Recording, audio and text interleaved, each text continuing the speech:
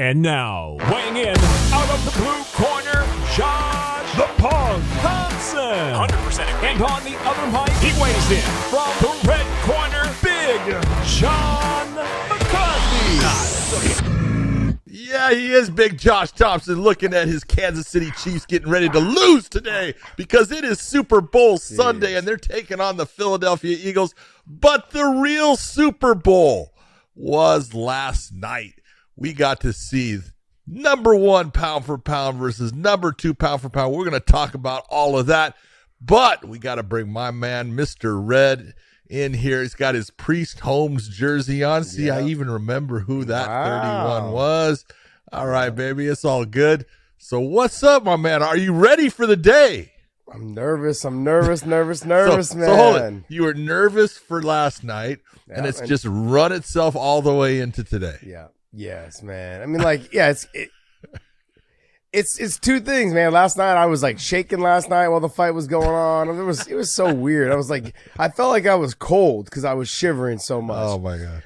I was like, man, this is horrible. It's so hard to watch your friends fight. It doesn't matter. Yeah, it sucks. Like, with you, like you're not nervous. Like you're nervous, obviously, when you fight yourself. Yeah, but once you're out, you have a lot of control. You feel like you have a lot of. You're the only one in control. When it's not you and it's your friends, horrible.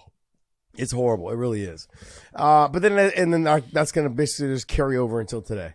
So today I'm gonna be watching my Chiefs, going, "What are you guys doing? No, don't do that." But look, if we show up like we showed up in the AFC Championship game, we played, we balled out. The defense showed up, which is very rare for us since we have the 31st ranked defense in the league. Yeah, the shittiest defense, one of the shittiest. Not great on that side. But I want to remind people the first time we won it though too. The first time we won the Super Bowl, the defense is not that good. We were 28th or something like that in the league. So, but they showed up in that last game against the Bengals. Yeah. So I'll take that if you can give me some performance like that, especially in that first half. We had 4 or 5 sacks I think in the first half of that Bengals game. If we can show up like that, but containing Hurst is going to be a little bit harder than containing Burrow. Burrow's the drop back QB, sit inside the pocket, dump it down, whatever. Look at it this way. The guy that is under center for your team is superhuman. Yeah. Because he shouldn't be playing right now. Well, he has a little bit of a hurt ankle. Yeah, you ever had a high ankle sprain? Nah. Fucking sucks. It's worse than breaking your ankle. Takes longer to get rid of. I'm telling you. He'll figure it out. He'll figure it out. I mean, you got to think. Great. We'll see what happens. But man, I get happy. Look, I haven't been able to cheer. I've been able to cheer for them my whole life, but like we haven't been to this many Super Bowls ever, and so it's kind of nice that we've been trickling in. I think 3 of the last 4 Super Bowls we've been in, and we came up short against Tampa. Hopefully, we don't come up short tonight. So I think we have our hands full. What gives me a little bit of hope is that the Eagles had like the 2nd or 3rd easiest schedule in the league, something like that. So they haven't really played the top level competition. Don't get me wrong, they did well through the playoffs, but then that Niner team was very depleted after their QB went down. So I'm gonna say that we're gonna give them something to think about. We're gonna see if we can pull this thing off, man. I'm pumped. I'm pumped for today though. Good luck to you. We will see. And go Eagles. I had to do it. You know when Dave likes to troll, that's Big John right now. Dude, it's like, and I know, like when you have a team like that, man, it's like everything to you, and so you got to have some jerk on the other side going, oh no, every time your team doesn't do something, they're cheering. Your team does something bad, they're cheering against you. It's like, I hate that son of a bitch. Yeah. Yeah, you know what's funny? If I'm looking for those jerks, though, they're usually on the internet. Like, all I need to do is post one Chiefs thing, and like I swear, if the Chiefs lose, there'll be 30 people in there talking trash. Oh, your Chiefs got blown out. I'm like, no. But like, cause like, look, I witnessed it last night. This way, your team made it last night. Yeah, they did. They did make it. Yeah, their team didn't.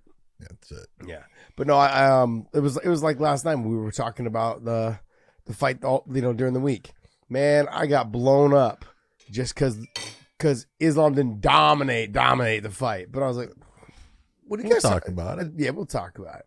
All right, well, hey, Before we move on to any of that, big breath. Here we go. Before we move on for anything, make sure you guys hit that subscribe button on our channel. We've got a lot to talk about. We have a lot of big news, and we have some news to drop just for you guys, and some big stuff coming up.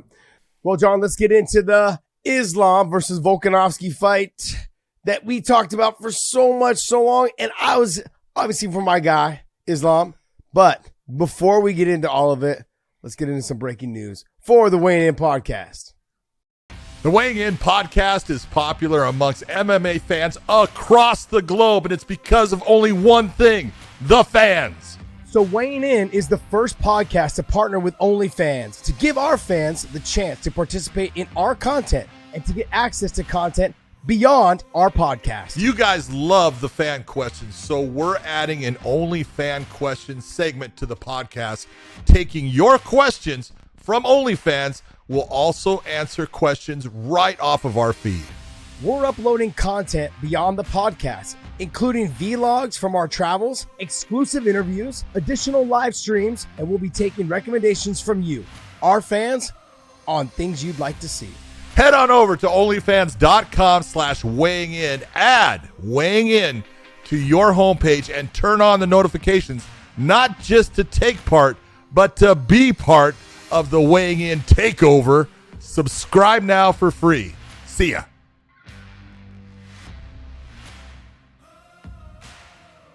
I love that. It's broken now. Yeah, it's broken now. All right, so we got that big news, and you know what? We're going to try to change things around. We're going to try to have some fun. You're going to see stuff from myself here on my farm. You're going to see stuff as far as everything that we do behind the scenes. You're going to see Josh sometimes working out and giving some advice on what to do.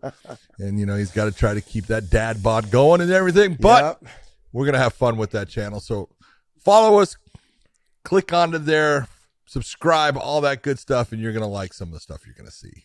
We're going to have some fun, man. This is just different. That's all it's about. Yeah, we're going to have some fun. This is something different for both of us, you know, John, myself, everyone. So let's, you know, we'll get into more details later on in the show about what's going on and how we're going to do it and things that we want to present to you guys. And we'll go from there. But like I said, let's get into the main event with Islam Makhachev and Alexander Volkanovski. Let's do it, because that was something that was like, that was a unicorn, dude. That really was. When you think about it and you look at the fight and everything, you go, number 1 pound for pound versus number 2 pound for pound. Yeah. Looking at the lightweight champion against the featherweight champion. But, you know, that thing turned out exactly how it should have been. And you got to look at both guys and say, fantastic job, because this is where everyone's going to be like, oh, Islam was supposed to dominate him, or, you know, Volkanovski was going to. Those guys fought their asses off. Mm-hmm. Those guys had serious adjustments to make during the fight.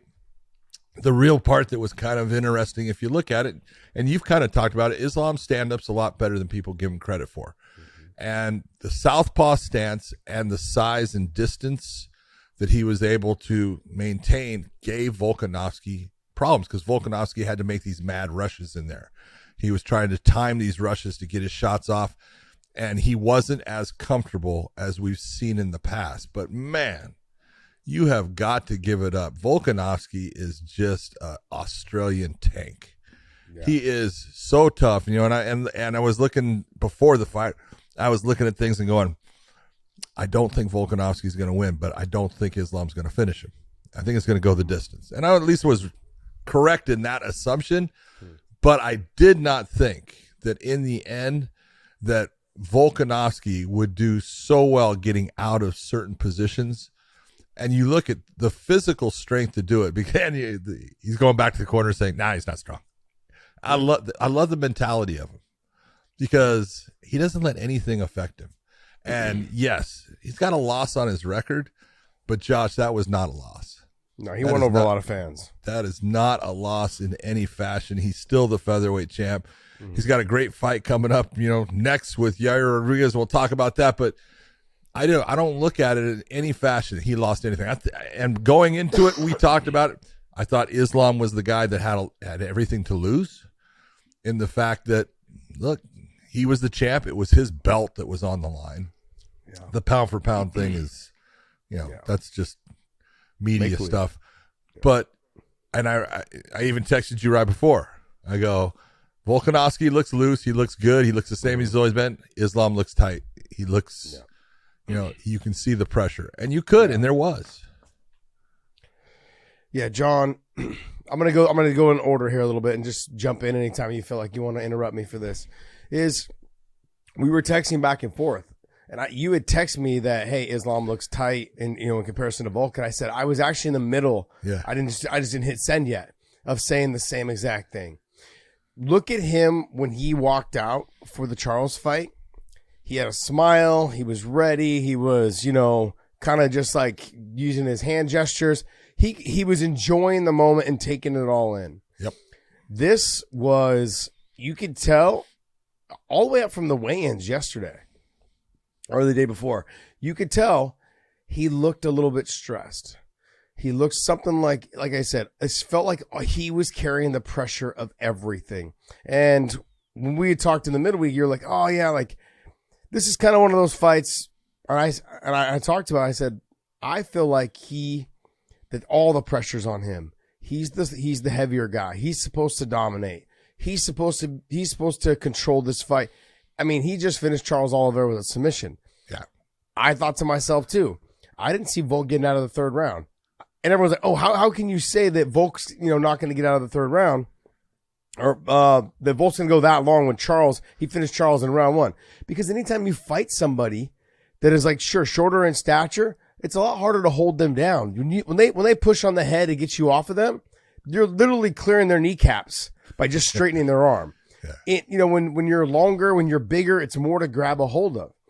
I have the hardest time. I always had the hardest time when I would train with someone like a 125 pounder or 135 pounder, like trying to control them on bottom, because if they're good at all, they're just moving around. It's like liquid under you, just trying to grab them and get a hold of them, and they're grabbing water. Moving.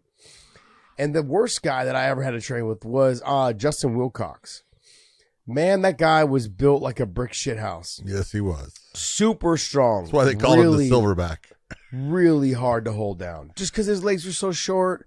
I mean, if he pushed on your head, you were already down to his ankles. It was one of those. He had long arms too, very much like Volk.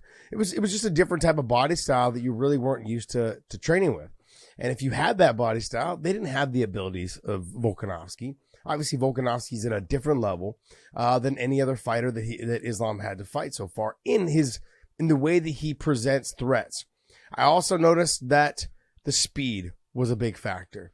In that first 2 rounds, even though I had Islam winning the first 2 rounds, in those first 2 rounds, you could tell the hesitation for Islam to throw and leaving himself out of position. He got nervous. He kind of like would just shell up so he didn't get hit. So he'd throw. If he missed, he'd clam up, for defense, because Volk was faster. And anytime you fight someone who's faster than you, it poses that threat of, you're blinking, you're hesitating, you're expecting to get hit. And I felt like that was a big factor, especially in those first 2 rounds. And as Islam started to slow down in terms of the fight was progressing, and he didn't have as much pop on his step. He didn't have as much pop on his punches, all of those things. Volk started being able to touch him a little bit more. Maybe they weren't rocking him. Maybe they weren't hurting him. Some of them did kind of clip him a little bit. I get concerned that because the speed was so much, it had him thinking that he was going to get hit, and it made it look worse than it was when he did get hit, because it was throwing him off balance. He seemed like he just didn't have his feet under him last night. I was texting actually Habib during the fight too, and we were talking back and forth. I told him, I said, look, man, when I watched him walk to the cage, and I watched him, and I even told you this too, when he got into the cage, I'm like, he looks smooth. And I don't know if you guys understand what that means. I said he either overtrained, which is common, or he cut way too much. He had a really hard weight cut. Yeah. His body looks smooth. No, he wasn't able to fill back out. Yeah, he wasn't able to fill up. His body just looked flat. And I'm not taking anything away from Volkanovski. I'm not making any excuses for Islam. He just didn't look. If you go back and watch the Charles Oliveira fight, he looked full walking into that fight. His attitude seemed different too. Like he had, I felt like, a lot of pressure on him for this fight. I don't think there was pressure on him for the Oliveira fight, but this is a lot. like I said, like with the Patricio and the Michael Chandler fight, absolutely the exact same thing. It's exactly the same thing. Let me ask you this: what would the promotion do? What would Dana White do if Volkanovski beat Islam? What do you do with Islam? You just lost to the 45-pound champion. It's hard to market you as the best 55er in the world when my 45er beat you. When my 45er just beat you. Yeah. It's so hard to do that. Sure, Volkanovski would have made history. I get it. But in the Bellator case, right, with Patricio, he beats Michael Chandler. Now, how do I market to anybody who a bunch of people are already naysayers about Bellator fighters? So how do I market to everyone that he's the best 55-pounder when he got knocked out by our 45-pounder? Yep. So that kind of, I think that pressure, that really, really adds up. And I felt like it showed a little bit in this fight. He's a better fighter than that. And I know I feel like a lot of people already know this. They know he's a better fighter than what he showed last night. But also Volkanovski posed John a lot of threats that he has never had to deal with. The speed, the ability to switch stance, the other thing, the durability, but also the talking. Oh, yeah. No one really has, I don't think anyone outside of Bobby, but Bobby got finished quick. But no one talks like that Islam's had to fight. Not like that. Like, he was laughing, he was smiling, he was hitting him like this from when he had his back. He was out there having a good time. You know, if there's a fight that was reminiscent of this fight for Islam, I'm going to just put it out there. It was the Mansour Barnawi fight. Very similar in that Islam came out, was doing well, a little bit better, not huge, but landed some of the bigger shots, and that was the difference in the beginning. But Barnawi stayed there, and all of a sudden, you saw one fighter starting to slow down while one fighter continued on that path, and that was if you're going to look at Volkanovski was in shape. I mean, you looked at him between the 4th and 5th round, talking with his corner. And I'm looking at his diaphragm, and man, he's hardly breathing. You go, holy shit. Especially for all of the output as far as the grappling situations, how much he's pushing. A lot of him getting up was just pure power. Pure power, and we talk about it all the time, man, you don't want to do that very often because that's going to exhaust you. Bullshit. Not if you're a guy named Alexander Volkanovski, because, man, he powered out of things multiple times. And just kept coming, and I'm so impressed. I know there's gonna be people saying all kinds of stuff about, well, you predicted Islam, this and that. I did, because I just looked at the good big man and the good small man, and you look at it, so hard to overcome certain things that Alexander was gonna have to overcome. But I said it before Usman lost to Leon Edwards. I said, look, the number one pound for pound guy out there is Alexander Volkanovski. He is that good, and he proved it in this fight. Yeah. He proved how fucking good he is. Yes, it's a loss, but again, I say it's not a loss, man. It was a fantastic performance. I had Islam won the first 2 rounds. Volkanovski won the 3rd round. Islam came back and won the 4th, and Volkanovski won the 5th. I don't agree with the 49-46 score that was on there. I don't know how they had it. I didn't look up the judges' things, but I had it 48-47, and that's just the way it goes. It's that's the sport. It's by rounds. But if you're going to take a look, and you got to be honest about this, if that fight didn't have a time limit, oh yeah, Alexander Volkanovski was still going to be there, and he was coming on, and Islam was going to be the guy having more problems. Yeah, but we can't live our life in what if. No. You're right. That's the thing. You're right. Everyone's like, oh, he got saved by the bell. Guys, calm down. No, it's saved. There's a 25-minute reason. There's a 25. And you prepare yourself for that. Yes, exactly. I looked at that fight.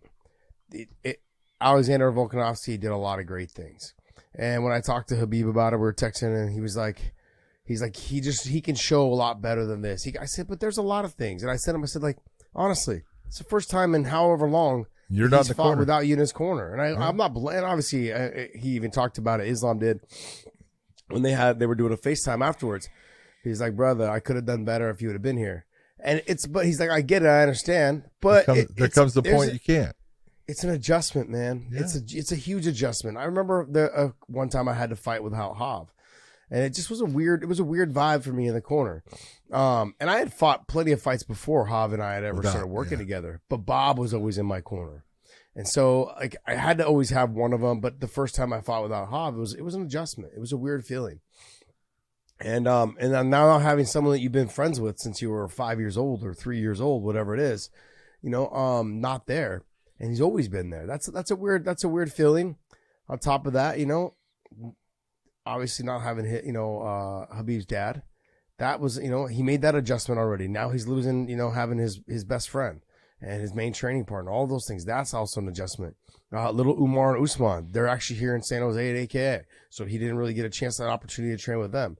I look at this, it wasn't his best performance, but when you don't have your best performance and you still win. Yeah. And,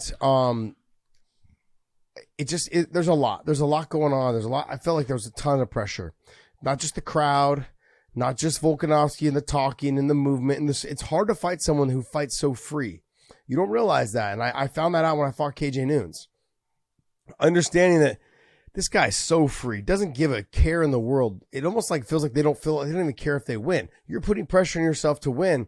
And this guy's out there every time you hit him going, oh, good one. Oh, it's like, you're like, what the? I just hit you. Like, so there was a lot. There was a lot that I felt Islam could have done better, but at the end of the day, he got the win. That's the main part. That is the main part. Now, where we go from here, like I said, I think there'll be tons of adjustments on Islam's part. Well, when you say where do we go from here, I think both guys. Obviously, Volkanovski can try to get another shot at it, but Islam's got a lot of people in the lightweight division he needs to fight. Oh yeah, lots. Absolutely. And let's just be honest. Going back to it, now we see with Volkanovski, he's got Yair Rodriguez standing in front of him. Does that mean that that he's not going to win? No, but Yair presents problems. He presents problems for everyone based upon he's different than most fighters in the way that he approaches the fight, the way that he, moves inside of the cage and everything. He presents a lot of problems. I'm not saying they're not problems that Volkanovski can't get past, and I'm being honest. I think Volkanovski is definitely the favorite in that fight. But that's a great fight, and that's now something for him to start to work towards.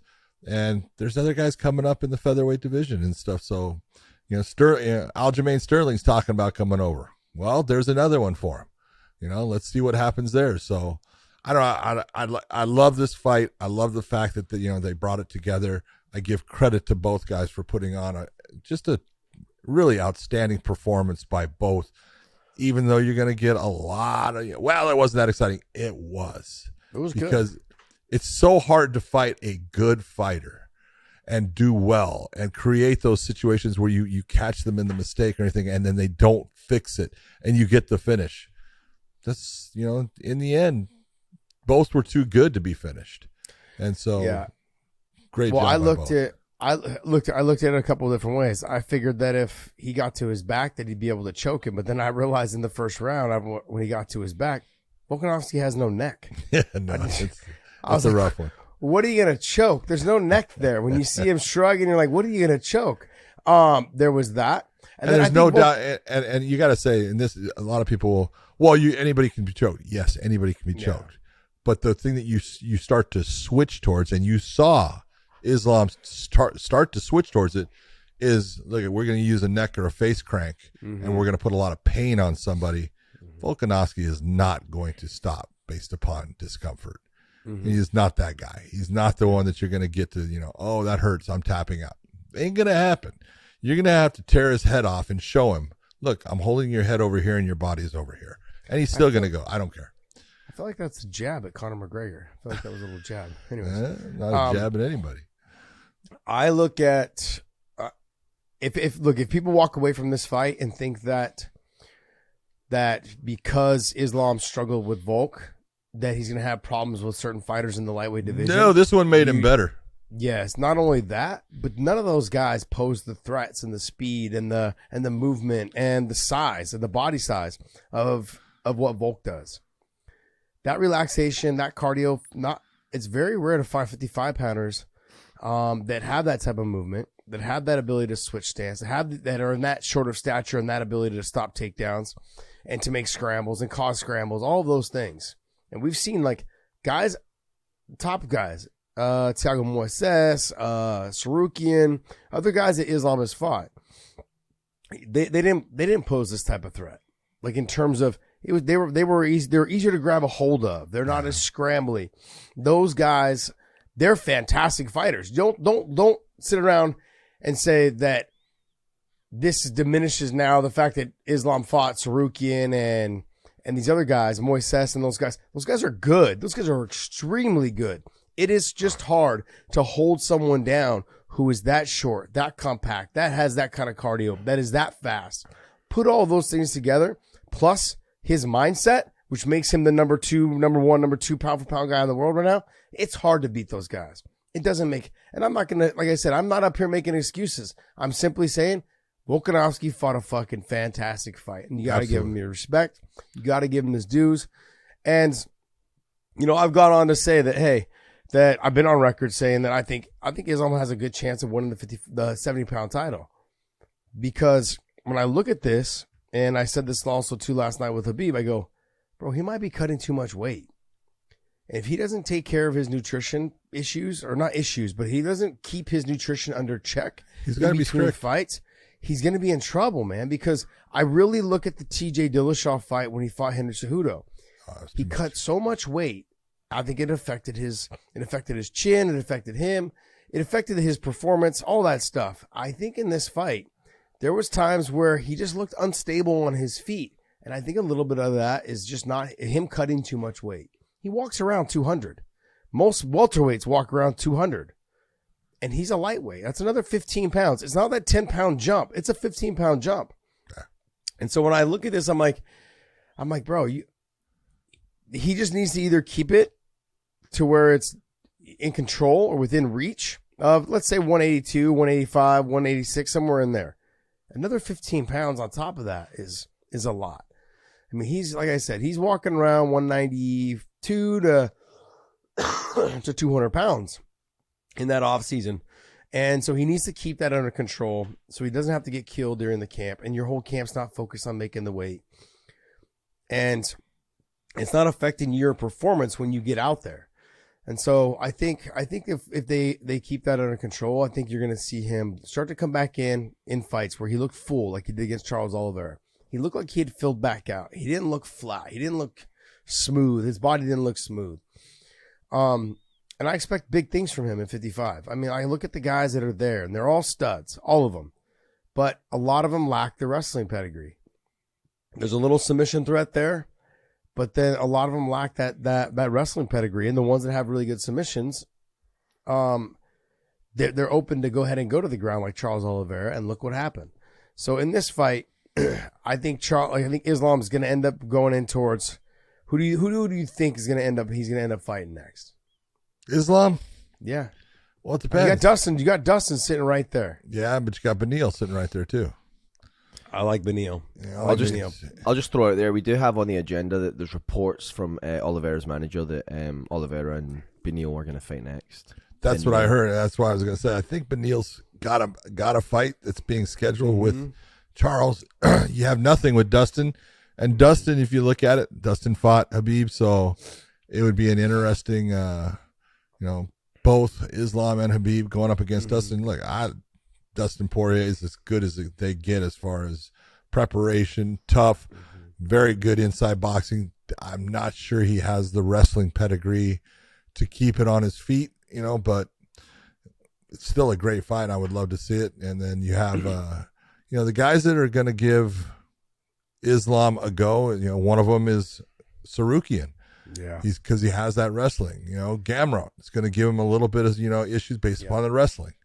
But it's really a question of, I think Dustin Poirier is the guy that's going to get it next, but I don't know. Sometimes, with the UFC, they get mad at somebody or they're not, high on him. They don't think he's going to be around long. So who knows? I'm really surprised that they don't just pull Beneil, have him wait on the side until he's ready to fight, until Islam's ready to fight. But then again, you also have Ramadan coming up. Yeah. And so when they have Ramadan, so Islam probably won't fight again until after Ramadan. So you have that, and in the meantime, you're gonna have Dariush versus Charles Oliveira, and then you've got Dustin, who's we just talked to and interviewed last week, just basically saying, "Hey, I'm looking for this fight. I'm looking for this fight." But so that fight's supposed to happen. So you've got Justin Gaethje, I believe, fighting Fiziev, correct? Yes. So that should be a great fight, man. So there's action-packed fights in there, but I really would have liked to have seen just right from Dariush to Islam. But he's going to have to stay busy in between because, like I said, I think Ramadan is coming up. I think it's in May this year. Yeah. So end of April, May, something like that. Yeah, and something like that. But look, not to discredit anyone, and look, and I know everyone's going to talk to me about, oh, well, you said he was going to get him out of there in 3. Hey, man, this is why you fight. This is why you fight the fight. Wrong. This is big deal, John. This is why you fight the fight, though. I mean, like, how many people predicted that Chris Weidman was going to beat and knock out Anderson Silva? I mean, like, if you would have had to sit down and say, "Hey, you have one bet to make on that fight," what would you have said? Like, if you want, even if it was going to be Weidman winning the fight, submission. It would have been submission, correct? It wouldn't have been knockout. Like, you wouldn't have thought that Chris Weidman was going to knock out Anderson Silva. I mean, everyone he was a huge underdog at the time. I think he was like 3 or 4 to 1 or something like that, or 5 to 1. And he goes out there and knocks him out. And to say he was going to beat him twice. I mean, these fights this happens. But overall, it was a good fight. The right person won. The right person got the judge's decision. I got people on there going that Volk won. I was like, no, he did not win. Islam won the first 2, and Islam won the 4th. And that was it. 3rd and 5th, he lost. 3rd and 5th, he lost. It was I felt like it was pretty clear cut. I thought it was pretty easy to look at. Yeah. We were, overall, during the fight, I was judging it, and you were too, and I was saying, boom, round 1, boom. Yeah, and it was pretty simple to see. And here's the differences. Volkanovski was doing very well in that first round. And a lot of people were going, oh, he could have won that first round. It's like, look, Volkanovski landed that one good shot, kind of put Islam back on his heels into the fence. But if you recall, there was an exchange, and Islam actually put Volkanovski down. That was, you're going to say, which one was the best? Well, you got to go with that's the best. And then they got into that exchange, and Volkanovski ended up being pushed back. Islam was able to get him to the ground and stuff, and he kind of took over that round. So that first round was pretty easy. It should have gone to Islam Makhachev. Yeah. You know, what does this do when you're at the gym? Because I want to know, what do you think your mindset is if you're somebody like Dan Hooker who fought Islam and they got submitted, and now you've got your 145-pound guy? He must be giving Hooker all he can handle in the gym. Oh, you know he is. You get it. I'm like, the guy. Hold on, and again, let's put it this way, and this is why it doesn't matter. The guy is 25-2 now. Okay. It's his only loss ever at lightweight, which he has fought before. His only other loss was at middleweight. He's never never lost at the weight class that he's champion at. This is a guy that trains with, all kinds of guys that are way bigger than him all the time. He's doing his jiu-jitsu with Craig Jones. You know how good Craig Jones is. Yeah. This is a guy that he won't back down from Godzilla. Mm-hmm. All right. That's just his personality. It's his mindset. That's what makes him so fun to watch, because he's a good guy. Mm-hmm. He's a funny dude. He's got a great personality. And, we talk about guys all the time that are great fighters, but don't really like to fight. Yeah. But they're good at it, so they do it. Alexander Volkanovski loves to fight. No. He loves it. And you can see it when he's out there. And so he's got nothing, again, I don't even look at it like it's a loss, but if you're anybody at City Boxing or the guys that he trains with also in Australia, you look and you go, yeah, there he is again. Oh shit. He goes to the train. Oh shit. That's all you got to say, because he's only got one gear, and he goes, and the dude, he is strong as hell. He's able to, when we talk about strong, I'm not saying he's weightlifting strong, but he is functionally fucking strong. And you watch some of the stuff he did to get out and get up from Islam, takes a ton of strength, ton of core strength. Unbelievable, some of the things that he did. I've noticed though too, John. He seems like he's got bigger hands than normal for being a shorter guy. Because when I watched him wrap his hands around Islam's wrist, all the way. He was gripping almost all the way around. I was like, that makes it a lot easier to defend, And then also too, I think in Dom's breakdown, he was showing the wrist control that Volk had in different positions, and it looked like he was able to control, like when he fought Brian Ortega, and he fought someone else. He was showing just the wrist control, the ability to stop submissions because of the wrist control, because of his. It looked like to me like he has bigger hands. And so, I mean, because let's just be honest, man. He's got a fucking set of balls on him for taking this fight. No doubt about it. He's got a set of balls on him for taking this fight. It's a huge step up in terms of challenging himself.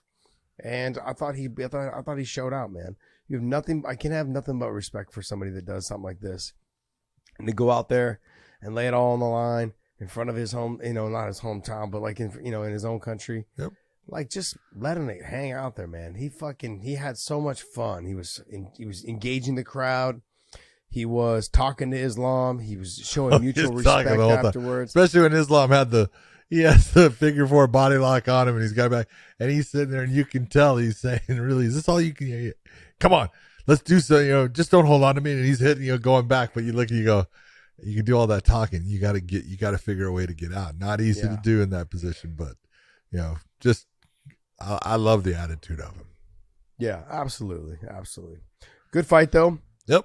It ended up being a better fight than I thought it was going to be. Obviously, I thought the fight would be done by the second, third round once he got him down, and man, he proved me wrong. Good stuff, great stuff by him, and nothing but respect for Volk, man. Hi, everyone. Big John McCarthy here. I just want to take a moment of your time to talk about your investment future. Look, a lot of people invest in the stock market. They invest in cryptocurrency, and right now, that's a horrible investment. It has been crashing. You've seen what's been going on. Legacy Precious Metals is a company that I have started to work with. I believe in precious metals. Gold and silver have continuously held their value. And Legacy Precious Metals will walk you through the entire process of changing anything you have over into precious metals so you can be confident for your future. Look, if you want to have the precious metals sent to you, they will send them directly to you. Or if you want them to set up a retirement account, they will put all of those metals into your retirement account. They just sent me this 5-ounce pure silver metal with a Tuskegee Airman in the back. It's beautiful to look at. It's 5 ounces of weight. That's more than a single MMA glove. That's a big, heavy coin. If you want to be secure in your future, I want you to call Legacy Precious Metals. The number for you to call is 866-912-6601. Call them now and start looking towards your future. Yair Rodriguez against Josh Emmett for that interim title and the opportunity to face Alexander Volkanovski. I don't know if that's a good thing or not. But look, Yair Rodriguez and Josh, I said the big difference I thought would be the speed. That Josh Emmett's got the power, no doubt about it, but the speed of Yair and the diversity of his attacks, the way that he's able to throw things. And really, Josh, the thing that really started to put Josh Emmett in a bad spot, body blows, both kicks and punches, knees. He attacked the body of Josh Emmett, and you could see it affecting him. You could see how he was having problems with it. And that made Josh Emmett start to throw some big shots to try to get him off, and winging shots, which we've seen him come back from in other fights where he's been losing that same way and get that big knockout. But he hurt Yair the one time, but after that, other than that, it was all Yair. Yeah. It was everything that we talked about on Tuesday. It was the setups. It was the calf kick, the body kick up the middle, the push kick, all that stuff. Mixing it up, going to the head. As he was stepping in, as Josh Emmett was stepping in, he'd throw the knees to the liver. Like the timing was on point, the speed was on point. Josh started struggling a little bit more and lunging in. And as you start lunging in, you start opening up your body more. Yep. And Yair was able to exploit it. There's no doubt how good he is. How talented he is. Exactly, how talented he is. And I look at him, when I look at him, he poses a threat that these other guys just don't pose. To Takedown defense is there. Athleticism, the speed, the way he switches stances, the way he mixes up all of his combinations. He does it so fluidly. He'll look like he'll throw a knee, but then he'll hit you with the crush mark kick. Yep. He look like he's going to throw the knee, and then he'll switch stance and throw the jab right down the middle. And they don't have to be hard. They just have to touch you because it's enough to snap your head back. That's a dangerous guy to fight. Extremely dangerous guy to fight because you don't know where anything's coming from. And he does it in movement. He does it just in stride. He's not loading up. He's not telegraphing. He's not trying to like put emphasis behind, his punches and his kicks. He's just getting them there. And I was always told by my kickboxing coach, he's like, when you kick someone to the head, he's like, you don't need to throw it hard. No. He's like, you just got to touch them. Just if you touch their chin he's like, you don't need to throw it hard. Just touch them. He's like, and almost every time they'll go to sleep. It's the weight. Yeah, he does it so smoothly, and it's impressive, man. It's really impressive. And it seemed like he just had Josh Emmett guessing the whole time. He had him reaching, he had him guessing, he didn't know what to do. The calf kicks were playing a factor. He kept, Josh had to switch a couple times. Everything was really like, man, you could just see it snowballing for Josh Emmett as it was going. I'm like, man, I've been in that situation in the gym against Thomas Diange, and I'm like, this sucks. It's the worst feeling. Like, you feel like you really need to pressure. You have to pressure him so much and just take the shots to get in on the legs or just to get in on the body, to do any of that stuff. Yeah. And it's frustrating because you shouldn't be eating this many shots. There's nothing you can do about it because of the speed, the fluidity of their combinations, and the way that they set things up, and the way that they can just do it off of movement. It's crazy. It's nuts, and it sucks. It sucks to be on the other end. I feel Josh Emmett's pain. Well, you got to take a look and be honest about it. At this point, was that Josh Emmett's shot? You think he's going to be able to work his way towards another? No, he's done. Look, he's not done fighting. Yeah. He's not done fighting. And I have a ton of respect for him. Yeah. Ton of respect for him. The thing is, John, and I know the promotion game. He's 37, I think. How old is Josh Emmett? 37, 38. Yeah. They have no desire to push him. 37. 37, yeah. They haven't, and he's coming up on his birthday, March 4th. 38. They have no desire to push him to be champion. They can't market a 38-year-old champion. Now everyone's like, oh, well, what about Jan Blachowicz? What about Dan Henderson? What about all these guys that were older that fought? Randy Couture? Josh Emmett doesn't have that legacy that they had going into these things. They had 20 years of fighting or 18 years of fighting, and they had been champion before. They could market that. Not Jan so much, but in that division, once John Jones left, it spruced things up. So, okay, if we have a 38-year-old champion or if we have a 40-year-old champion, it doesn't make a difference right now because one of our younger guys, John Mahal Hill, is going to come along and get the win.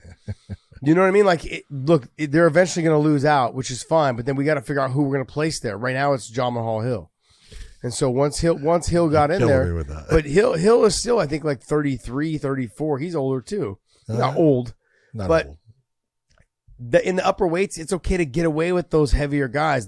When you're young, when you're in the lower weights, the older guys don't last as long. No. Which is why, just to be honest, at the 155-pound division, you've never had someone defend the title more than 3 times in UFC history. They've never defended it more than 3 times because that younger kid's going to come up and the speed's there. The athleticism's there. The game plan has been laid out. Like, I really believe in the Islam fight. The game plan now has kind of been laid out on how to fight him because this is the most footage that people have of him, really. Absolutely. And no one's ever seen him go 5 rounds. Exactly. Well, you could have if you watched the Barnaweave. No, just kidding. Nah, but the fight with Sarukian, you could take away a lot from there, but then also too there was a lot of control from Islam in that fight. The same way in this fight, he had a lot of back control. He had a lot of control from those positions. With Josh Emmett at 38 years old, the UFC is not making a push for him. Yeah, I don't. March think so 4th. Yeah, March 4th. He'll be 38. They're not gonna do it. I've been there. I've done that. I've had conversations with people that work for the UFC when I was 36, 37, pushing 37.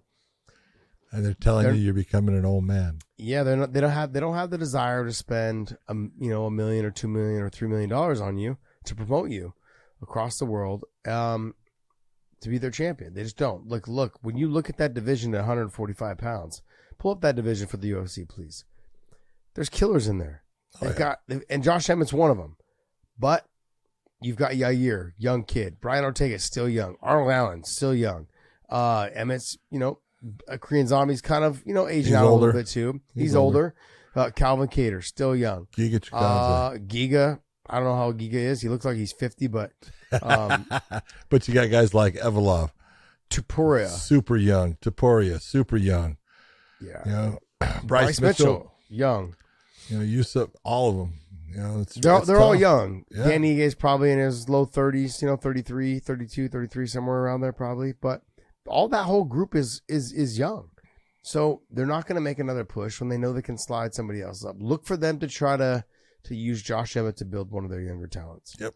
I would expect to see maybe you see Calvin Kattar versus Josh Emmett. Maybe you see Topuria. Topuria. Maybe you see, yes, that'd be a great fight. Topuria against Emmett, yeah. John, that's a fantastic fight. Two of them both like to strike. Both can kind of wrestle a little bit, and they're going to get down, throw some heavy heat. Someone's going to get knocked out in that fight. Yeah. Good fight. That's a great fight. All right, next. Jack Della Maddalena, man. This dude's, I love his nose because it's the classic fucking nose of a guy that's been punched in the face too many times against Randy Brown. But, man, I'll tell you what, Jack is definitely showing that he belongs, man. This guy, he was trying to figure out the length of Randy Brown in the beginning. Randy was moving very smoothly, all that huge difference in reach and everything. And finally, there was that moment that Maddalena just said, all right, that's it. I'm coming forward, and starts to move his head just a little bit offline. You see that nice little movement as he's coming forward. Randy Brown tries to slip to the side, and a big overhand right against the side of the head there, and it just disrupts him. And people look and go, he wasn't that. I heard people go, he wasn't that hurt. Okay, I want you to see what lands on the canvas first, because it's his face. Okay, you don't fall like that if you are not hurt. Okay, Randy Brown kissed the canvas without wanting to. And that happens when you get hit with a shot that disruption. He wasn't able to get himself out of it. Jack did a great job of coming through and just a couple hammer fists, gets the rear naked choke, which was surprising because that's not what you're expecting out of him. But man, what a hell of a fucking performance, and what a hell of a win, especially in his country. I love the progression of this guy. He's someone you're going to see a lot of. He's tough. Yep. Yeah, I thought he looked slick. I thought he was kind of just trying to get the distance and the range. It was giving him some problems in the beginning. Yeah, he was, but it takes you that first minute and a half, 2 minutes. There's got to be some output. And you want to try to get Randy Brown to settle in a little bit, so now I become touchable. Now you're hitting me a little bit. Now I'm able to try to reach you. I felt like Randy Brown was out there having too much fun. There was moments there where he was looking like he was. I'm not saying that's a bad thing. Some guys perform at that level by having that much fun, but in this, it seemed like he was more into trying to please the crowd, and it cost him. And I thought Maddalena just really put on a composed fight. He really established, let me just track after you. Let me see if I can make you make a mistake. Yep. And then, like you said, started moving his head offline, started throwing, boom, caught him perfectly, had him doing the chicken dance. And once he did the chicken dance, went straight to the face. Like you said, face down, ass up, and it was over. Yeah. It was a good performance though. And the crowd really got Madeline. Oh man, they got him going. Yeah. So, but good performance by the young man. And what is that? 4 finishes, I think, right? 4 finishes. Yeah. In a row in the UFC. Three knockout, three knockout TKOs, and then 1 submission. There we go, Dave. Now I can see. Yeah, right. Nice. Yeah, TKO, and submission. Boom. Yeah. Nice. Very nice. And against good competition. Look at Danny Roberts, tough dude. Pete Rodriguez. Yeah, I think that was Pete Rodriguez's first fight in the UFC also, but he's actually a tough little fighter. You know, got starched quickly. You know, that's he. Stand by, man. Jack is making his move. He's showing everyone why you're seeing all that, all those wins. He's looking great. All right, next. We had the big heavyweights, Justin Tafa against Parker Porter. You know, Justin Tafa, I looked at this. Parker Porter is a good fighter. He's a good heavyweight. He moves well. He's not a big puncher for a big guy. He uses good grappling, you know, a lot of the time. And Justin Tafa is nothing but a brawling, big, heavy-handed dude. And, he got hit. You know, you get touched. You know, heavyweights. It only takes one, man, because this is where everyone gets a heavyweight body. And a lot of people will talk about this, but a heavyweight body will absorb more damage. It will, because there's just more meat to it, and it can deliver more power based upon the weight. But if you're talking about being able, I hate when it does that. If you're talking about being able to take more of a shot, there's only so much you can take before it puts anybody out. Yeah. And a heavyweight delivering with that type of power, done. It was the accuracy of it all. Yeah. So as Porter stepped in with the overhand, he really stepped in with that straight punch, boom, right on the chin, and it was done and over. Great job by Tafa. Tafa stayed composed, relaxed. I'm surprised that Parker didn't come out and try to wrestle right away. More? Right away, just jump on the legs. Like a little bit of that Cain Velasquez, like when he fought Junior the second time. He came out and shot from like 10 feet away and just chased after him. It's true. If you go back and watch that fight, in that first round, he was chasing after him on his hands and knees. Never let that distract him from what he had to get done. Yeah. Some fighters feel like, oh no, I don't want to embarrass myself. No, man. There is no embarrassing yourself. There's no embarrassing. You got to get the win. The win is the most important part. Yep. I look at a little bit. I should have done something like that against Patricky, and then the headbutt happened, and the ref didn't see it, and shit got all fucked up. Boy, you really have to go off of trying to make excuses, don't you? Yeah, it's amazing. I know it's so bad when the refs don't do their job. Dude, I can't believe. If you have such a soft noodle, at that age it starts getting soft. Oh, it's soft at that age. But good on Tafa. Congratulations to him. And then in the next fight, though, buddy. Oh, hell of a fight. God damn, you talk about a way to fucking start it off. Mm-hmm. These guys went out there. Jimmy Crute. I've always enjoyed watching him fight.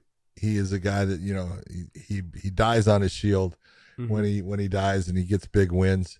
Alonzo Minifield, I had picked Alonzo Minifield to win this fight. I thought he just had a little bit more power in the stand-up, and I thought he'd be able to thwart some of the grappling. I thought Jimmy was the better grappler, but I thought that Minifield would be able to thwart a lot of it. And it was the striking of Minifield. Look, if you're going to be honest about this, Mark Goddard made a decision on a fence grab to take a point. I don't blame him. It's fine. It was the right thing to do. That was the difference, and that's hey, bad on Minifield. You're the one that grabbed it. You're the one that stopped a takedown based upon it. So the point deduction was fair, and that's what ended up creating the draw here, because Minifield actually won the majority of the fight. But god damn, you got to admit, Jimmy Crute, in a certain aspect, and I want to give Mark Goddard real credit. There was a moment, I think it was the first round, when he got hurt. And man, he dropped, and you saw Mark come in and give that look at him, and you see Crute trying to move, and he did exactly what he's supposed to.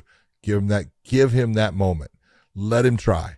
And if he not successful, then I'm going to stop this thing. And nope, he got into it. He was able to slow down the progression of Minifield, just by holding on to him. And he made it through the round, and that's what in the end ends up allowing him to make it through the fight. But god damn, he was tough, because he didn't know what day of the week it was. Yeah. He didn't know where he was. He didn't know his mother's name. He didn't know anything at that moment. He was hurt, and he made it through it. So outstanding job. And I want to give a little bit of a shout out. I love what Sam Greco, because I've got great stories about Sam. Sam Greco is in Jimmy Crute's corner, And, he gave him great advice after that. He says, look, you can't stand at range with this guy. This is not what we planned for. And you got to do these things. And he's telling him the right thing. And Jimmy tried to do those things. He crushed that space on him. He got into the grappling situations, and he made it a much closer fight based upon it. Yeah. I looked at more of the refereeing, which is he did a great job. He gave the fighter an opportunity to establish that he was still defending himself, that he was still capable of fighting. And you sometimes will find refs that will just start touching fighters right away when they get in trouble, and then the fighter jumps up and goes, "What the hell are you doing?" But in this situation, gave him every opportunity to win, and came out. And now I know it wasn't a win, but gave me every opportunity to still stay in the fight. What I always have a hard time with, though, John, is in a draw, both fighters only get show money. Yeah, I know. And that's just a horrible, horrible feeling, man. It sucks. I don't know, if the UFC is going to take care of him, because this fight was a really good fight. Oh, goddamn. It was a really good fight. And they do, I think both guys said it, we need to do this again. And they do. Because if you get anything close, that was a hell of a start to their main card. Hell of a start. If I'm Crute, though, I'm like, give me someone else. I don't think Jimmy Cruz got it. Let's do that again. Okay. Yeah, I think he's got his idea of how to win that fight. And, both guys were exhausted at the end. You can't blame either one. They both put everything they had into that fight. And that's what you love to see. I think when Jimmy Crute said that, he was still feeling the flashes of the second round not being dropped. Let's move on, buddy. Who's next? Could be. All right, next. Modestas Bukakas against Tyson Pedro. You look at Tyson Pedro, took this fight as far as, Bukakas was a last-minute replacement, and didn't work out well for Tyson Pedro. And Tyson, he wasn't able to stop a lot of the angles that Bukakas was creating and landing shots. When he got him to the ground, he did fine. But the stand-up was the big determining factor in this fight, and I thought the judges got it right. Yeah, no, I agree, absolutely. It was a good fight. It was good, all the way around. Pedro just needs to have more output, man. Pedro needs to be able to do more things, and it just didn't seem like he slowed down after that first round. Yeah. So, but the fight that I was most impressed with was Coulibaly. This kid's good. He is good. He's got that confidence about him. He don't have the body look, that doesn't matter. You think you're gonna get, but man, this kid's good. He and when given that one opportunity, the mistake happens. Yep. Pops in, takes advantage of it. Yeah, good stuff by him. I also thought too, like, I was kind of on the take of the commentary team saying that he should have taken the full 5 minutes because he took a nasty punch. To that knee, that kick. And it's a spinning back. The power that's on that damn thing. Mm-hmm. Dude, he should have taken 4 minutes and 59 seconds. All the way. And there was, what was there, like 15 seconds left in the round? Yeah, there wasn't much. Not much, but still, it's like, dude, take your time. Because they even said in the corner, he's going, I can't breathe. No shit. Yeah. That's because you got two fucking testicles up clogging your lungs. They got pushed up that high, man. And, holy shit. But Bagdasarian really came out. He is a good kickboxer. I've seen him kickbox before. Edmund Tavarian, who used to train Ronda Rousey, cannot find a win in Australia. Is his name Tavar? I thought it was something else, his last name. Edwin Tavarian. Oh, is it? Okay. Yeah. Interesting. What other fights on this card? The young kid was good. The Rodriguez kid was talented. Clayton looked really good. A little bit wild, especially when he hurt him. Mm-hmm. Stop the spinning attacks and everything when you got a guy hurt like that and you can see that you've hurt him. Mm-hmm. Straight basics, take him out. But he looked fantastic in it. Jamie Malarkey fought very composed, which is nice to see, against Francisco Prado, who came in, put on a good performance, but Jamie won every bit of that fight. The fight that you really have to, there was two that I want to bring up. Jack Jenkins against Don Shannis looked great. I thought Jenkins went out there. He controlled things for the most part. There was a couple things that happened, groin shots and everything like that. I heard someone talk about, Shannis at the end pushing. He didn't realize it was over. Yeah.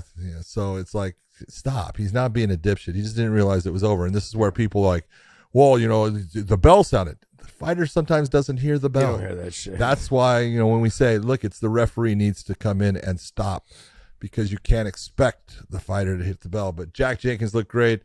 And then my favorite, Loma, Luke Combi, they don't even have their name on there like it is. Luke Combi, Luke Ben-Mi. She's fun to watch. Yes, she is. Against Elise Reed, man. Look, she her stand-up is nasty. Her kicks are nasty. You saw that one kick, man, leaves a giant mark on her. And then, ends up getting her back taken. She, makes it through the round, but then gets the submission win. Then you look and you go, that was pretty fucking cool, man. Yeah. She's a fighter. She's the kind of fighter, I don't care when it is, I always watch her because she always brings it, man. She's fun to watch. Yeah, she's got to get a little bit better on the ground. And if she does, I know she got the submission win, but that's why she was so happy. Yeah. I don't think she ever thought she'd get a submission win. Like, she's really good on the feet. Her tie style, her foot sweeps, her clinch work. Our clinch work is dynamite. She's fantastic. She is fantastic. So she's going to always have a hard time, though, with the people that want to wrestle her. Yes. So she's going to have to get better at that. She's got good takedown defense. She's got good takedown defense. It's when she gets there, she tends to lose positions. Yeah. So, but the one I want to talk about was Zuba in that very first fight of the night. How'd you score that, John? You know what? It was a close fight. Was it close? Was it, though? Yeah, it was a close fight. I had Zuba winning. I had a 29-28 for him. But why did you have a 30-27? No, I could have seen it going 30-27, but I had it 29-28. I had a 29-28. And I had it for Zuba, but it was close. And so this is where I look and I go, people don't realize, as the judge, there's going to be things that you miss based upon body positions, angles, referees in the way, all these things that are happening, the post, when something lands that might change, your idea of, who should win the round. You just, sometimes you can't see it all. Yeah. And I know that's an excuse. No, that's fucking reality. So. Yeah. Yeah, I look at that. I look at Zuba, but I also want to go back. I look at Trevor. Many of you guys probably don't remember Trevor Prangley, but he's one of my closest friends. But he is a guy that didn't matter how great a shape he was in. He always looked tired. And I believe in that fight when he fought Jeremy Horn, that's because that fight. Trevor would come in with this beautiful flat top. Blonde hair, flat top. And 3 minutes into it, those things are all folding down. He's all sweaty. He's got that look on his face like, and you go, damn, he's tired already. He just, that was just Trevor. But I look at that, like when I look at Trevor, right? And I look at with Zuba, they have that look to them like they're tired. Yes. And in the judges' minds, and in the fans, and in all, you gives that perception like you're losing. It's just their movement. Yeah, it looks labored. It just looks slower, and you look and you go, oh, he's tired. Yeah, when maybe he's really not. It's just that's the way they're looking at the moment. And I think sometimes that skews a little bit of the judges. I think when Trevor fought Jeremy Horn, I thought Trevor won that fight. And but it was you would have never have thought when you were watching the fight, because Trevor was like taking steps backwards, his arms were like this, like couldn't even make a fist. It was just that feeling of he looks exhausted all the time, but had good moments in the fight. So Zuba's got to work on his presentation, and fighter, if you guys are listening to this, it plays a factor. No matter what you say, no matter what it does, it plays a factor, whether it's with the crowd, whether it's with the media, who then later say, oh, well, so-and-so looked, he was exhausted, this and that. They write about that shit. And then it skews. It doesn't skew the way the judges, but the judges also see you.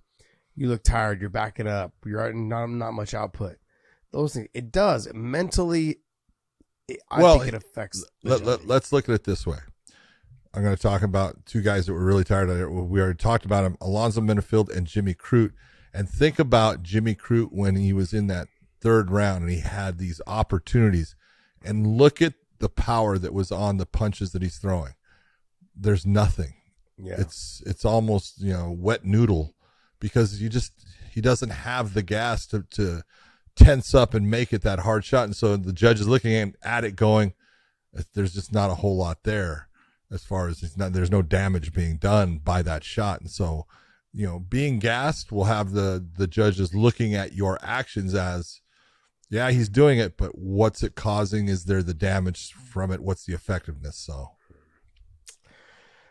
Well, John, we're going to rate this card, but before we do that, we're going to talk to you about the new partnership that we have, like we talked about. We're going to go ahead and give you guys our thoughts on our new partnership with OnlyFans. So, John, you're going to make this as simple as I can. Yes. As simple as I can for everyone out there. We are doing this as a favor to you. Okay? Because what Josh and I are doing are allowing all of our listeners from the Weighing In podcast to go to OnlyFans.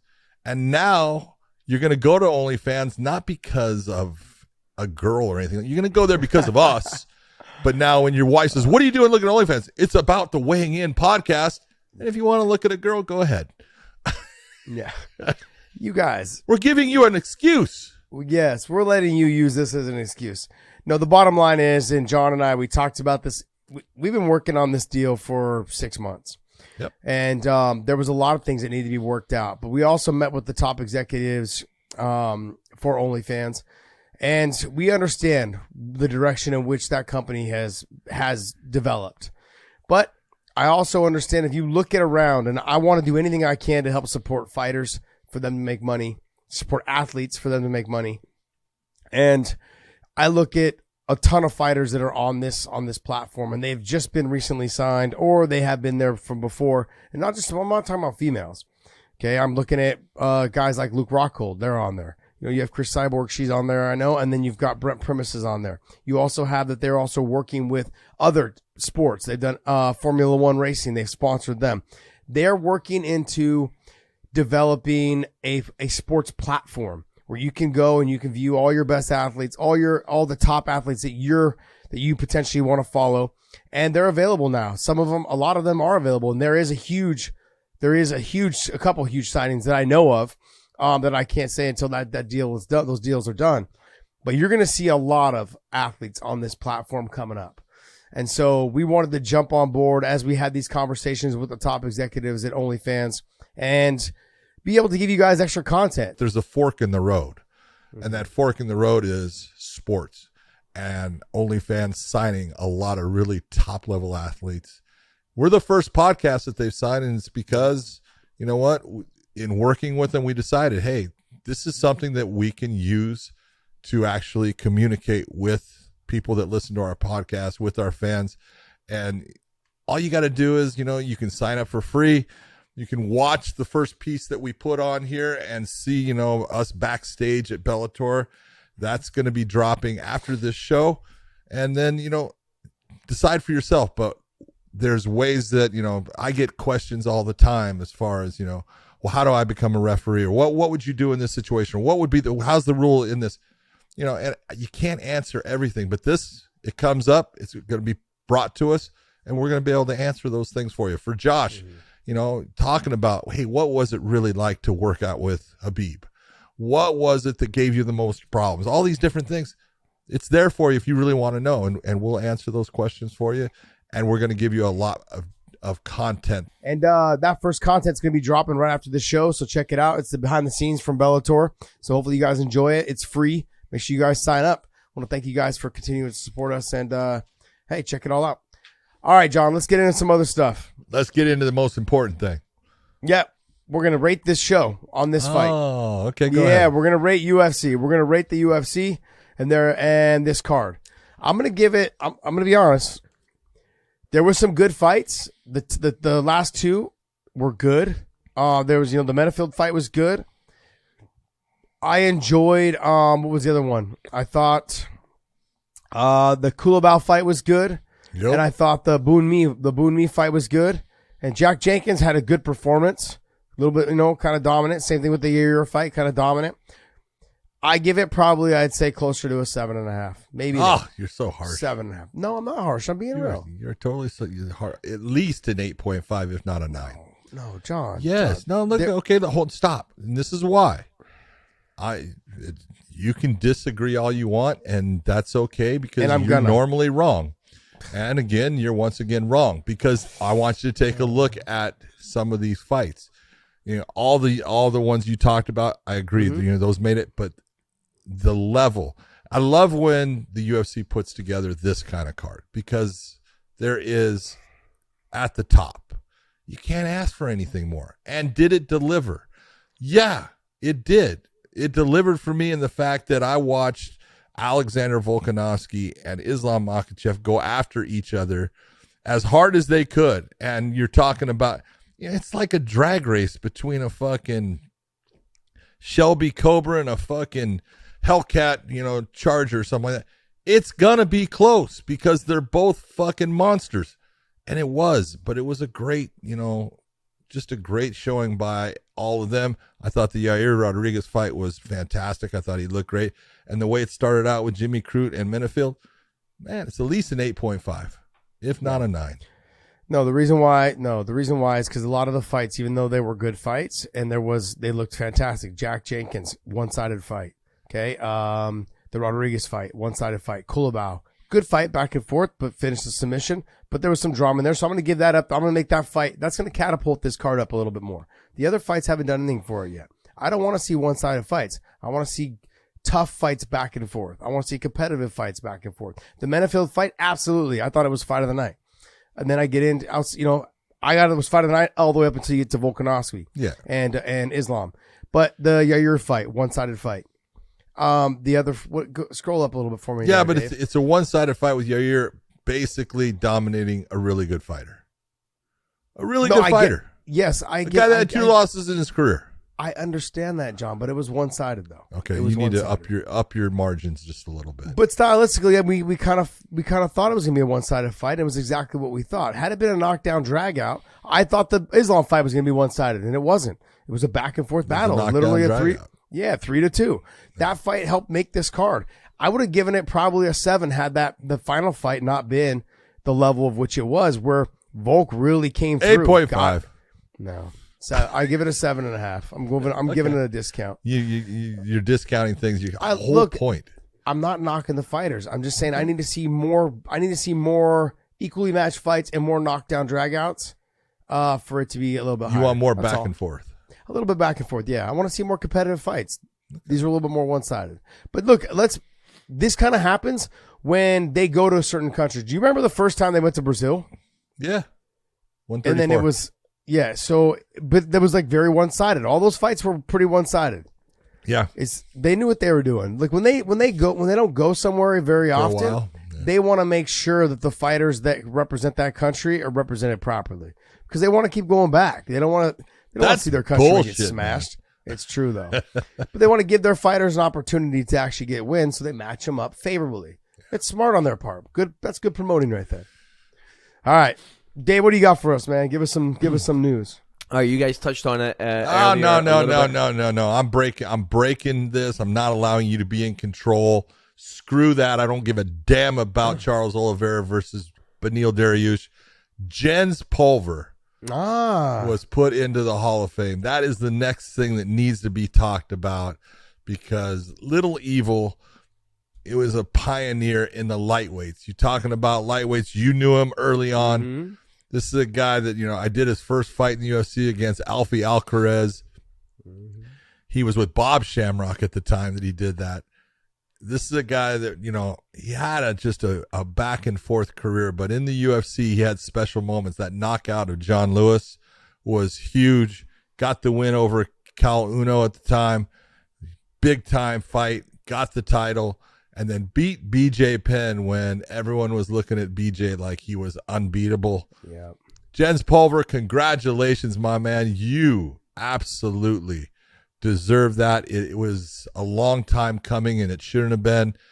But I put out there the UFC righted it wrong, because it was wrong not to have Jens Pulver there, especially, you take a look at the people that are in the UFC Hall of Fame. Nothing against any of them. But if you have some of those people and you don't have Jens Pulver, it's making your Hall of Fame look bad. So now you just made your Hall of Fame look a whole lot better. Yeah, it's true story, man. I was supposed to fight Jens several times, in some smaller level shows, and then he got signed to the UFC, and then he wasn't at, when you were fighting back then, you still had to kind of fight outside of the UFC because, you weren't making a lot of money, and there was only 5 shows a year. So you try to stay as active and as busy as you could. So even after he had fought Alfie Alcaraz in the UFC, he was going to try to fight again somewhere else, and I was supposed to match up with him as well. We were matched up before he got to the UFC in a Boise, Idaho show. And I fought somebody that he knew kind of well. His name was Carl Zamora, and I ended up fighting him instead of fighting Jens. And so it was a local promoter down in Boise, and I was living up in Coeur d'Alene, and it was a big deal for myself because everyone had talked about how good he was, and I had never really seen him fight. They're like, he's got some good wrestling. He wrestled at Boise State. He's got boxing, great boxing, southpaw. I had never encountered sparring or fighting with a southpaw at the time, so it was probably a blessing that I didn't fight him. And I was young, full of piss and vinegar, man, thinking I could beat anyone, knock anyone out. And I mean, we didn't end up fighting, but we later on, because we knew we were scheduled to fight several times, we later on became really good friends. And he's such a great guy, super nice. Had such a hard upbringing. So many things that worked against him in life. And he's fought his way through it all, part of the Militich camp and everything. And you got to look and say, he was a little evil bastard for a while. If you know him, you understood the name of Little Evil. But God damn it, he was a good person and he deserved it. And man, I'm just very happy for him. Like, another little side note on him is that, I trained with BJ Penn at the time that he fought BJ the first time. Yeah. And I gotta be honest, man. We walked into that fight thinking, there's no way BJ loses this fight. There's no way. He can't stop BJ's takedowns. He's nowhere near as good as BJ on the ground. Boxing wise, BJ's got more power. BJ just couldn't get the rhythm going, man. Couldn't get it going. I know we were all making jokes, but we later on, BJ and I, we kind of laugh about it, and we joke about the fact that it's because Dana White made him wait to run to the cage. Because remember, they played that Phil Collins in the Air of the Night, or whatever it was, and he had to literally stand on the thing and bounce around until it hit that beat. Yeah, and so we laugh about it now. It's like, fucking Dana, man. He should have just let BJ run from the thing. He held BJ there. It's all Dana's fault. It's all Dana's fault, Yeah, that exactly. asshole. Yeah, it was funny though. But good stuff, man. And we had some good times back in the day. I'm thinking of the history of the sport, and Jens being, obviously the first lightweight world champion. That's right. And it's finally nice to see that he's getting the dues and the respect that he deserves. It's appropriate. John, you were telling me he's a big time gamer. Oh, dude, he teaches people. He has made a damn career out of being one. I can't remember what game it is since I'm not into gaming. He's was ranked as one of the top players there is, and he would do private lessons for people, and he made a damn living off of that game and being a good gamer. So good for him. Yeah, interesting. I guess there's hope out there for a lot of these gamers, huh? I mean, I've heard they make a ton of money. I heard some of them do. Yeah, wow. Crazy. Demetrius is the other guy that's freaking into all that stuff. That's really good at it. Yeah, I can't say. DJ is big time gamer. I can barely get through like a football game. Like, I'm done. As soon as the football game's over, as soon as the game is over and the clock hits 000s or whatever it is, I'm out. Off. I'm off. I'm done. All right, dude. All I'm right. sorry. I stole the show. Go ahead. Unbelievable. Horrible. Thrown off my whole schedule. I know. I'm a horrible human being. So you guys did touch on it earlier, so I'll give you a pass this one time, right? But next time, don't make me come to Tennessee. Reports are out that Charles Oliveira will fight Beneil Dariush in May at UFC 288. I imagine that means it's not a main event since we'll probably have a title fight in there. So you're probably looking at a 3-round fight here. Yeah, this is a fight that we were talking about, and this is a great fight. Beneil Dariush is going to cause some problems here because he is so different in the way he approaches the fight, awkward in his angles and stuff. He's got a great ground game, so I'm not saying he's as good a submission specialist as Charles is, but he's damn good, and his stand-up is solid, and he's shown. Take a look at all the guys he's gone through. He's a hell of a fighter. Now, Charles is a great fighter, too. I look at this. It's a great matchup. No, it's a fantastic matchup, and both of them are just killers, man. Like, they don't seem like it, but they're both fantastic fighters. They're both extremely well-rounded. I think that right now Dariush is in a mindset after watching his Gamrot fight of just doing whatever he needs. Like, not whatever he needs, whatever he wants. He feels comfortable everywhere. Yeah. Everywhere he feels comfortable. And so I don't think it doesn't matter where this fight goes, whether it's on the ground, whether it's on the feet. He'll feel good anywhere this goes. He's got a hell of a chin on him, too. Charles, look, 2 fights ago, we were talking about how unstoppable he was. Yeah. He's another level. He's this, he's that.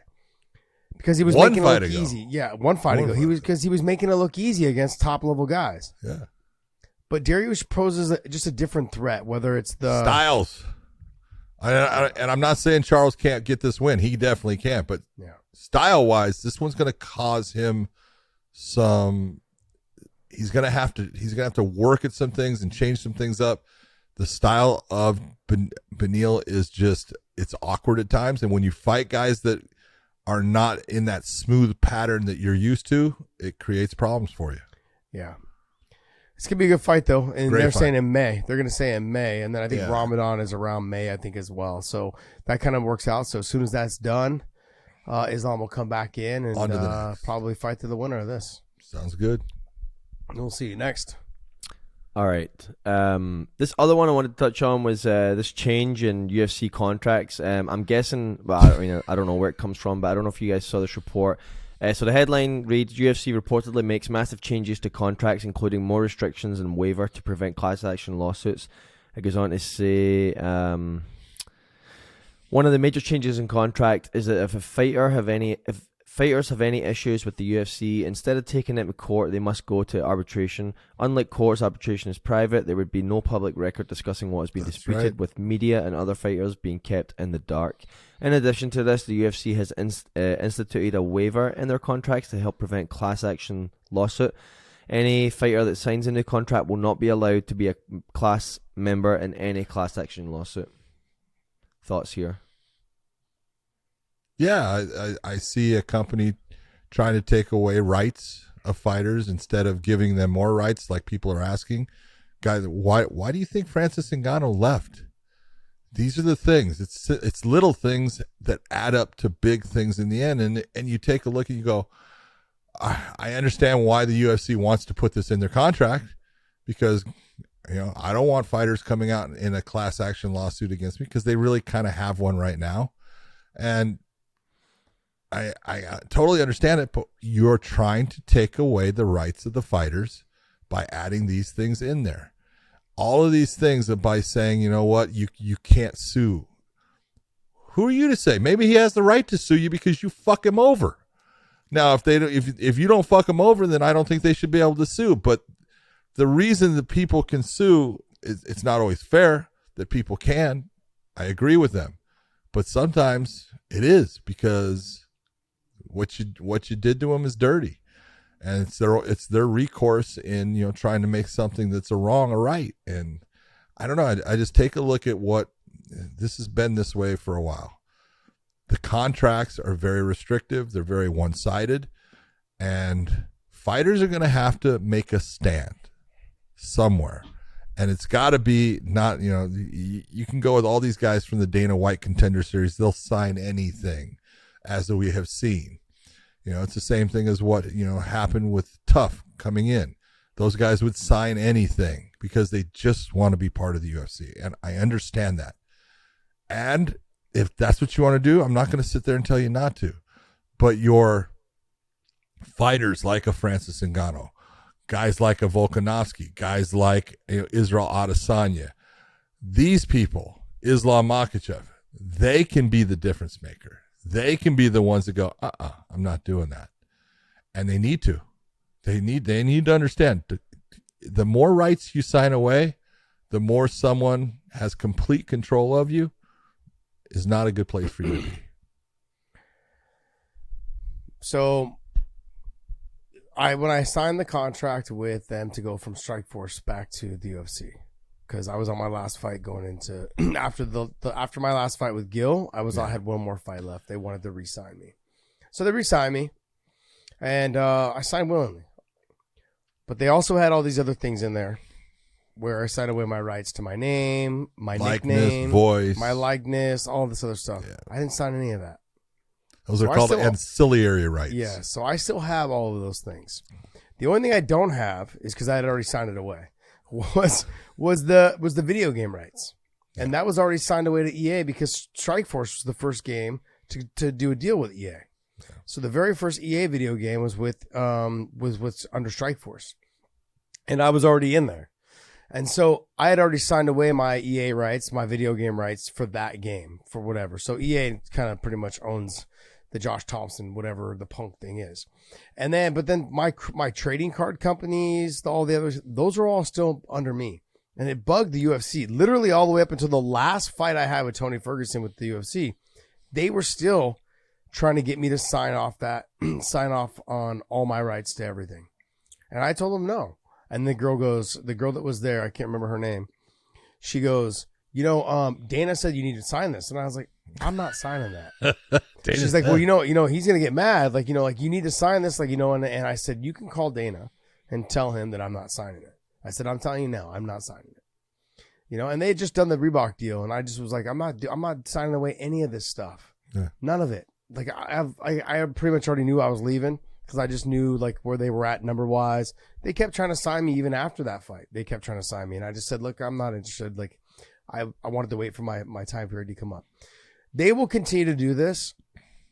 And they don't need, fighters don't need a fighters union. You don't need it. What you need is what they need is a backbone is what they need. Yeah. All of them need to be at one moment go, hey, you know what? We understand you're making billions. We get it. And we want you to keep making billions. Yeah, because we also want to make a little bit more money and we also want to keep a little bit more of our rights. And this goes on forever. The same thing happened in college football. And they finally folded. Now they got all the NIL deals and all this other stuff. But that took forever to happen. And players were being told like, oh, well, we're giving you an education for your play, all this other stuff. And guys like Reggie Bush, I believe Reggie Bush still has the number one sold jersey in college history. Yeah. He didn't get a nickel of that. Not a fucking He didn't get a dime. fucking penny. Well, you guys, I'm still getting checks from the UFC from like certain stuff, but it's not much, man. Like I just got something was sold or whatever it was, and they sent me some money for something that I had signed or whatever a while back. And it was like $150. Josh, 25 years later, 25 years. I know that's fucking crazy, but 25, I still get checks from doing Friends. Okay? Yep. 25 years. NCIS. Yeah. These are the things that you sign it away. You have no concept of what you're signing away. You can't sign these things away. There's certain things you have rights to, certain things you don't. But to give up the rights that you have just because, they're saying, well, this is what it's going to take for you to sign with us, then you need to start looking and saying, then I think I'll sign with somebody else. And eventually, if enough people do it, guess what? Mm-hmm. They won't ask for it. Well, see, I believe this is getting put in the contract now because they've had a lot of changes with some politicians that are now in office, that were elected into office, or people that are making more of a push to have the UFC investigated, and they don't want the fighters to be involved in changing over how the pay structure is. And so they're trying to cap this off right now. They're trying to put a stop to it so the fighters cannot be involved. Yeah. And I can't get too much into it because I have to read more into it. I got to do more research on it all. But the bottom line is, until the fighters grow a backbone, just literally say, you don't need a players association or a fighters association. You don't need a union. You don't need any of that shit. What you need is 2 or 3 of the top guys in each weight class to say, hey, we can't keep doing this at the level which we're doing it, and you guys keep taking advantage of us. We want a little bit bigger piece of a pie, and that's it. And I think if you were to stand your ground for 2 or 3 shows, which is literally like fucking 1 month. Yeah. It's 1 month. Do it for 2 months. Those millions of dollars that they're going to lose, they're going to come talking to you. It'll be close to $1 billion they're going to lose in terms of what they make. Within a 4 shows. I mean, what are they making in one show? Depends on if it's a pay-per-view or if it's an Apex That's true. show. That is true. So. But they're going to be making a ton of money. They're going to lose a lot of that money, and you're going to have ESPN going, look, you need to figure this out, because let's be real, they kind of still answer to ESPN. They work for ESPN. That's really the you guys bring us the product, and if you can't bring us the product, you're in breach of contract. So the fighters have them by the short and curlies. They've got them going, hey, if I decide I want to sit out for 3 fights or 4 fights for 2 months, the ESPN's going, hey man, it's your deal to keep these fighters happy, to give us our product that we're already paying you for. So if the fighters decide to stand up and say, hey, we're not going to do this for 2 or 3 shows. Now the problem is, which fighters are those going to be for those 2 months? Because some of them aren't scheduled to fight until, like Islam just fought. To say if Islam was going to do it, he wouldn't do it until May or June. Well, now he's kind of, I'm not part of that. So now you have to join together which fighters are going to do it. Look at this is how many times does this happen, Josh? Because look at Randy Couture. Yeah. Randy Couture back when Zuffa first bought the UFC. Take a look at all the marketing and stuff that they did back then. They started running ads in all the different magazines, Maxim, Playboy. Mm-hmm. You know, they put out a ton of money in these things, and they had this whole thing with Carmen Electra. Remember that? Oh yeah, and I remember. Jens Pulver was in that. Carlos Newton, Tito Ortiz. And you didn't have Randy Couture was the heavyweight champion at the time. You had Pedro Hizzo in it because Randy would not sign away his rights. And it caused problems with them throughout his career. You know, he knew that they were always pissed off at him as far as he wouldn't sign those rights away. But that's why, as simple as it gets, as stupid as it is, you know, I'll get into the whole video game stuff like you're talking about. The referees, you know, they wanted to pay the referees $2,000 to be in the video game, right? And I told them all, don't sign that. Don't say yes. Look, you can hold out. What is it? You know, you think this is what they're going to make on this, and you give them, you know, an idea of how much money they're going to make. They're not having to pay the fighters anything. Why? Because you sign the contract, you sign away those ancillary rights. So they can just put you in the game no matter if you want to be or not. But they don't have anything with the referees, so they come to the referees, we're going to pay you $2,000. No, we're going to pay you $3,000. So it went up to $3,000. I said, look, you guys, you want to do this? Hold off. We should be making, honestly, about $10,000 each. But let's hold off. It'll go up more. And all of them are going to do it, right? Until finally you get 2 that fucking, oh no, I'll take the 3,000. And you look and you go, you're a fucking bitch. Mm-hmm. Because it's like, it's your only chance. It's your only time to get money because you're not making that much referee. They want to be in a video game so bad. And because the UFC, they called me, they said, you know, that, you know, they were going to make sure that I was never in anything in it. You guys are not in it now anyways. You know, so it's like, this is what happens. Mm-hmm. You know, I did that EA deal. You talk about the one that you did, same thing. Mm-hmm. Mm-hmm. I made a lot of money on that thing. Yeah. I made quite a bit. Yeah. I did pretty well on that deal. But that's because you sit there and say, no, this is what it's worth. Yeah. It's funny because when you listen to their, the people, what are they called? Interns. Dana's gonna call you. Dana's gonna be mad. I'm like, Dana's always mad. people get so okay. worried. They get so worried that Dana's going to do something to them. Oh man. Like, what are you going to do? I have a contract to fight. I'm here to fight. I'm not here to sign away my rights to anything. Okay. If you want to have a conversation with me on what we can do, then we'll have a conversation. But I'm not signing that. And so these fighters need to grow a backbone. They need to figure it out. They don't need they which can eventually lead to like a players association or a fighters association. But you don't need a union. You don't need the Ali Act. It's gonna fuck the sport up. You don't need a union. You need someone to come in and be like, hey, I'm the one that runs. I talk for the fighters, and we just basically discuss. It's kind of like a union. I get it, but they need to stand up for themselves. They do. Just you need to find which fighters are going to do it. But if they don't, then you deserve what you get. Yeah. They're going to fighter's counselor or something like that. What's that? Like a fighter counselor, like not so much representing, but giving them and some of the, when you talk about the restructuring of these contracts, some of it is the gambling part. Some of it is, they're putting, and I understand why they're putting that in. And those are the things you have to give up. You have to say, that's a reasonable thing. They're saying that, you know what, I can't gamble when I'm under contract. Okay. Can't gamble on fights. That's reasonable. It's reasonable for them to request that. Yeah, that is true. But when it comes to, you can never sue us, you can't be part of a class action law. No. That's not reasonable. Nope. We'll see how this all plays out, though. Next. Yeah. All right, we'll wrap up on that one. Oh, okay. It's the end. You got to tell us if we're going to wrap up beforehand. Come on, man. Well, when John hijacks now the end is near. All right, well, make sure you guys hit that subscribe button, hit the little thumbs up and the bell. Also, go to our OnlyFans page there and hit the subscribe button there. It is free for right now. Check out the video that Dave did from behind the scenes at last weekend's Bellator. We had some great interviews with Dustin Poirier, Mark Coleman, Dan Henderson, and we did them all. We did Uriah Faber.